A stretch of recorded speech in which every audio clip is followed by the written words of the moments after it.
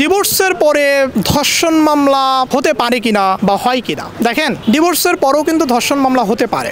আমি আমার স্ত্রীকে রাগ করে ডিভোর্স দিয়ে দিলাম কোনো একটা সামান্য কারণে, অথবা আমার স্ত্রীও আমাকে সামান্য কারণে ডিভোর্স দিয়ে দিল। মনে করেন জানুয়ারি মাসের 1 তারিখে আমি ডিভোর্স লেটার পাঠালাম, তাহলে এটা 90 দিন পরে কি হবে? 90 দিন পরে কিন্তু কার্যকর হয়ে যাবে। অনেক সময় এটা হয় যে স্বামী স্ত্রীর মধ্যে মনোমালিন্য জায়গা থেকে তাদেরকে একে অপরের সাথে একটা বিচ্ছেদ হয়, কিন্তু ডিভোর্স লেটার পাঠানোর পরে কথার কৌশলে হোক, বুঝের কৌশলে হোক, বা হচ্ছে তারা একে অপরের ভুল বুঝাবুঝি নিজেদের মধ্যে দূর করেই হোক, তারা আবার ঘর সংসার করা শুরু করে। দেখেন, এই যে ঘর সংসার করা শুরু করলো, সে কোন সময়টাতে করলো? জানুয়ারি মাসের 1 তারিখে সে ডিভোর্স লেটার পাঠিয়েছে, তাদের মধ্যে ভুল বুঝাবুঝির অবসান হলো।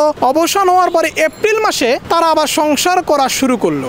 মে মাসে গিয়ে তাদের মধ্যে আবার ঝামেলা হলো। তখন কি হবে? তখন দেখেন, যদি ডিভোর্সটা কার্যকর হয়ে যায়, সে কি আর আমার স্ত্রী থাকতেছে? সে কিন্তু তখন আমার কাছে সাধারণ একটা মেয়ে। ডিভোর্সের পরে একটা মেয়ে, সাধারণ একটা মেয়ে, ডিভোর্সের পরে একটা ছেলে, সাধারণ একটা ছেলে। আমি যেমন রাস্তার কোনো মেয়ের সাথে যৌন সহবাস করতে পারবো না, রাস্তার মেয়েও কিন্তু আমার সাথে যৌন সহবাস করতে পারবে না, যদি না আমরা বিবাহিত না হই। বিবাহিত থাকা অবস্থায় আমরা কিন্তু এক ঘরে বসবাস করতে পারবো, কিন্তু যখন বিবাহিত থাকবো না, ডিভোর্সের মাধ্যমে আমাদের বিবাহটাই যখন বিচ্ছিন্ন হয়ে যাবে, স্বামী স্ত্রীর সম্পর্কটাই যখন বিচ্ছিন্ন হয়ে যাবে, তখন তো একসাথে থাকার প্রশ্নই আসে না।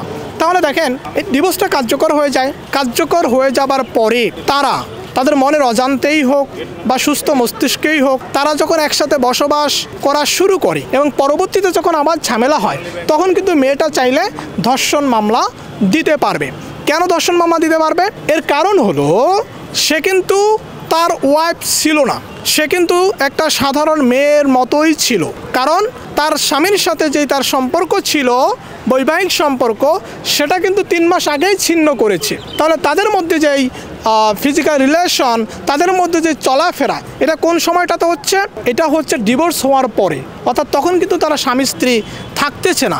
সেই অবস্থায় পরবর্তীতে কোনো যদি ঝামেলা তৈরি হয়, তখন কিন্তু সাধারণ মেয়ে হিসেবে সে আবার কি করতে পারবে? ধর্ষণ মামলা করতে পারবে। এবং এটাকে আমরা বলি যে অনেক সময় স্বামীর বিরুদ্ধে ধর্ষণ মামলা হয়ে থাকে। আসলে স্বামীর বিরুদ্ধে হচ্ছে না, সে স্বামী ছিল। যখন ডিভোর্স লেটার পাঠানোর পরে 90 দিন পর ডিভোর্সটা কার্যকর হয়ে যায়, সে কিন্তু স্বামী আর থাকতেছে না, সে কিন্তু সাধারণ একটা ছেলের মতো হয়ে যাচ্ছে। আর সাধারণ একটা ছেলে কোনো একটা মেয়েকে, কোনো একটা মেয়ের সাথে যদি ঘুরে বা কোনো একটা মেয়ের সাথে যদি স্বামীর মতো আচরণ করে, অধিকার খাটায়, তাহলে কিন্তু সেটা একটা অপরাধ হয়ে যায়। এই কারণে মেয়েরা চাইলে তার পূর্বের স্বামীর নামে, দেখেন তার স্বামীর নামে কিন্তু ধর্ষণ মামলা হচ্ছে না, তার পূর্বের স্বামীর নামে, যার সাথে বৈবাহিক কোনো সম্পর্কই নাই। এই কারণে আমরা অনেক সময় বলে থাকি যে স্বামীর বিরুদ্ধেও কিন্তু ধর্ষণ মামলা হতে পারে। আসলে স্বামীর বিরুদ্ধে হচ্ছে না, হচ্ছে সাধারণ একটা ছেলের বিরুদ্ধে। সে কিছুদিন আগেও আমার স্বামী ছিল, এখন আর সে আমার স্বামী নাই। স্বামী না থাকা সত্ত্বেও সে আমার সাথে ঘর সংসার করতেছে।